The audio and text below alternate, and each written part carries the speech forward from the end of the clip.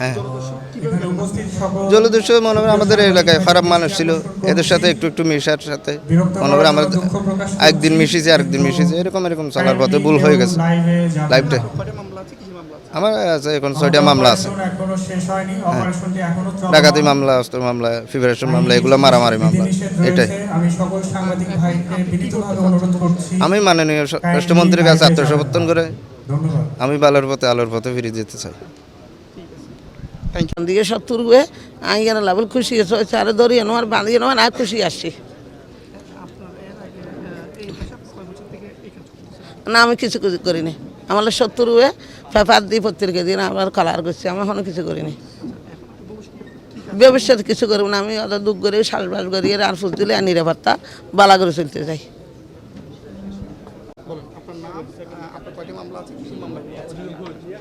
আসসালামু আলাইকুম, আমার নাম নাজামুদ্দিন নাজম। আমার তো 10টা পর্যন্ত মামলা আছে। কাজে আমি অনেক বছর ধরে লিপ্ত আছি। মাননীয় স্বরাষ্ট্রমন্ত্রী বা ল্যাব 7-এর উদ্যোগে, আমাদের একরাম ভাইয়ের উদ্যোগে, যেটা মানে আত্মসমর্পণের একটা ঘোষণা দেওয়ার পরে আমরা ওদের ডাকে সাড়া দিয়ে চলে আসলাম। তো আমাদের একটাই দাবি, আমাদের মামলা যেন দ্রুত প্রত্যাহার করে দিই, আমরা যেন স্বাভাবিক মানুষের মতো স্বাভাবিক জীবনযাপন করতে পারি, সমাজে যেন আমরাও স্বাভাবিক চলাফেরা করতে পারি, এটাই আমাদের দাবি। ডাকাতি তো সাগরও হইতে। আমার নাম নুরুল আলম, আমি মশকালির। ওই অনেক মানুষে নির্যাতন করে হাতের তার বাদে 70 ভালো হতে চাচ্ছি।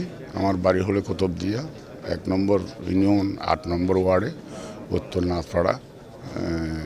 আমি এখন স্বরাষ্ট্রমন্ত্রীর কাছে সারেন্ডার করি, আমি আত্মসমর্পণ করলাম।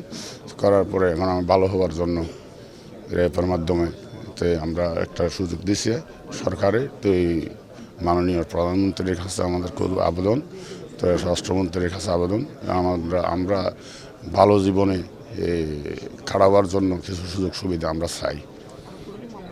আমরা মামলা ছিল 6টা। ওইটা ছিল এই সবগুলা জলদস্যু মামলা আর কি, অস্ত্র মামলা।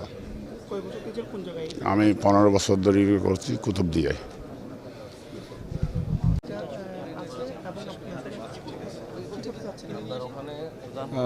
এখন আমাদেরকে সরকার ল্যাবের মাধ্যমে আত্মসমর্পণ করার সুযোগ সুবিধা দিছে, আমাদেরকে বলছে। তাহলে আমরা কি এখন কি জলদস্যু মামলা, ডাকাতি মামলা, অস্ত্র মামলা। আসসালামু আলাইকুম, আমার নাম আবু উমর। আমার মূল উদ্দেশ্য হলো, আমার 6টি মামলা এখনও বর্তমান আছে। ওই মামলা থেকে যেন মামলাগুলো যেন প্রত্যাহার করে, আর মামলাগুলোর ডাকাতি মামলা, অস্ত্র মামলা। এরপরও মামলার জেল কেটে বাড়িতে যাইয়া তারপরও শান্তিতে থাকতে পারছি না, বিভিন্ন হয়রানি। এই জন্যে আমরা মাননীয় স্বরাষ্ট্রমন্ত্রীর কাছে আত্মসমর্পণ করি, আমাদের অবৈধ কিছু থাকলেও জমা দিয়ে দিছি। এরপরে যেন আমরা ভালো পথে চলতে পারি, ভালো থাকতে পারি, ভালো একটা কিছু করার জন্যে মাননীয় স্বরাষ্ট্রমন্ত্রীর কাছে আর্থিক সহযোগিতা চাই। হ্যাঁ, আমি বাইরে হয়ে ব্যবসা করার ইচ্ছে আছে আমার। যদি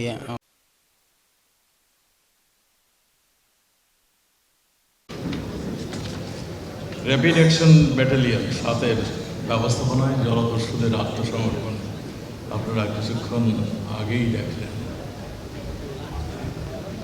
আজকের উল্লেখযোগ্য একটা জিনিস সবাই হয়তো চমক লেগেছে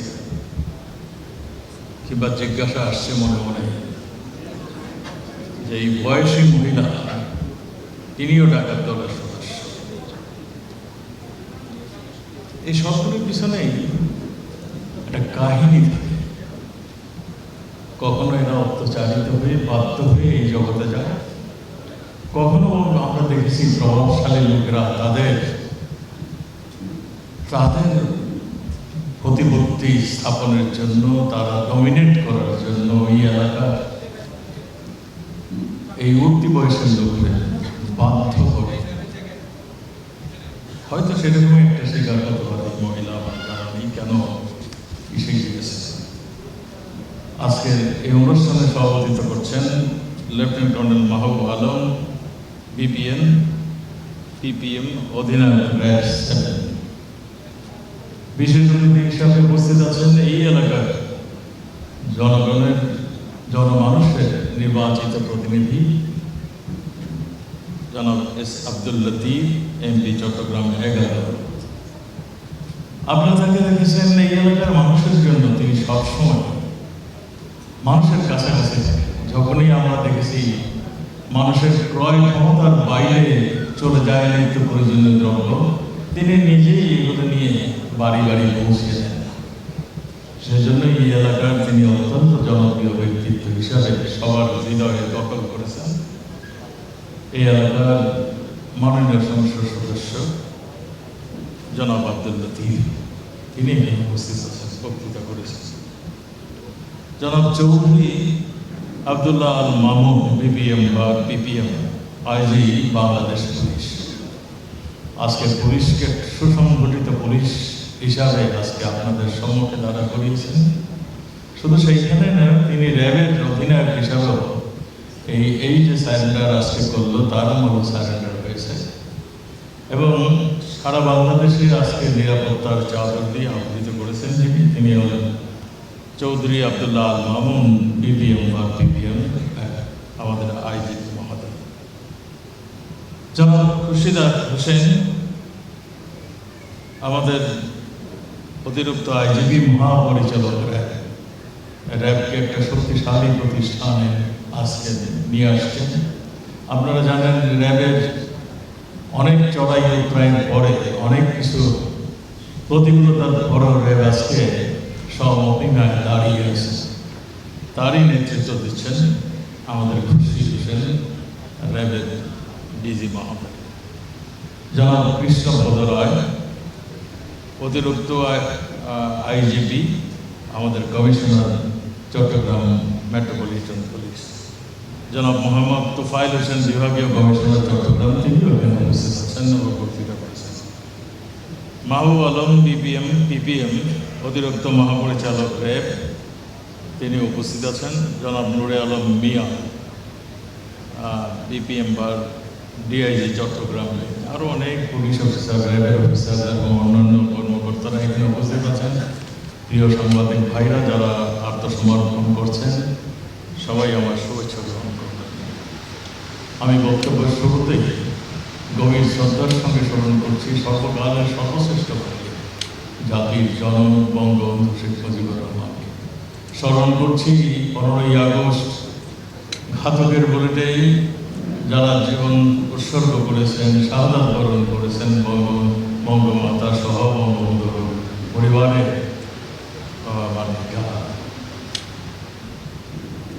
দেশ প্রতিষ্ঠা লগ্ন থেকেই আমরা দেশবাসীর নিরাপত্তা নিশ্চিত করবে দায়িত্ব পালন ও আভিযানিক কর্মকাণ্ডে বিভিন্ন সময় ঊর্ধ্বতন কর্মকর্তা সহ 33 জন অকৃতভয় র্যাব সদস্য জীবন উৎসর্গ করেছেন। আপনারা জঙ্গি দমনের সময় দেখেছেন একজন lieutenant colonel, lieutenant colonel Azad, অত্যন্ত দুঃসাহসিক। আমার সঙ্গে তার একটা পার্সোনাল রিলেশন ছিল। সবসময় সে এই আমরা জঙ্গি দমনের সময় নিশ্চয়ই আমরা ভুলে যান নাই। আমাদের দেশে জঙ্গির উত্থান হয়েছিল, সন্ত্রাসের রাজত্ব কায়েম করার জন্য একটা প্রচেষ্টা চলেছে। অত্যন্ত শক্ত হাতে আমাদের মাননীয় প্রধানমন্ত্রী সেটা দমন করেছেন। আমাদের মাননীয় প্রধানমন্ত্রী জিরো টলারেন্সের কথা সবসময় বলে আসছেন। আমাদের নিরাপত্তা বাহিনী সেই কাজটি করেছে, র্যাবও আজকে সেই কাজটি করেছেন এবং তারা জীবন দিতেও বিশেষ 33 জন র্যাব সদস্য আত্মত্যাগ করেছেন বিভিন্ন এছাড়া সহস্রাধিক র্যাব সদস্য গুরুতরভাবে আহত হয়েছেন। জঙ্গি সন্ত্রাসীদের বোমা আঘাতে অনেকের অঙ্গহানি হয়েছে, যার ফলে শারীরিক অক্ষমতার কারণে যেতে হয়েছে অকালীন অবসর। র্যাব ফোর্সের এই সকল সদস্যগণ যারা মৃত্যুবরণ করেছেন, আমি তাদের আত্মার মাগফিরাত কামনা করছি, আহত সদস্যের জন্য সমবেদনা জ্ঞাপন করছি।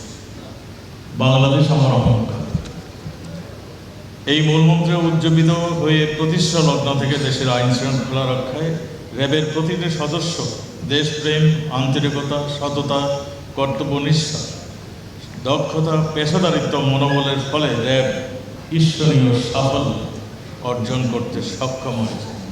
সন্ত্রাস, জঙ্গিবাদ দমন, অবৈধ অগ্নাস্ত্র, মাদক উদ্ধার, চরমপন্থী দমন সহ সকল ধরনের অপরাধ নিয়ন্ত্রণ, দ্রুত কার্যকর পদক্ষেপ গ্রহণের মাধ্যমে দেশের অভ্যন্তরে শান্তি শৃঙ্খলা বজায় রাখতে র্যাব অগ্রণী ভূমিকা পালন করছে। সেজন্যই আজকে এই জনগণের কাছে র্যাব একটি আস্থার প্রতীক, র্যাব একটি বিশ্বাসের প্রতীক হিসাবে আজকে সামনে আসছে। ইউনেস্কোর বিশ্ব ঐতিহ্য সুন্দরবন 80 দশকে জলদস্যুরা হত্যা, অপহরণ, ডাকাতি, লুণ্ঠন, ধর্ষণের মাধ্যমে ত্রাসের রাজত্ব সৃষ্টি করেছিল সেই এলাকা।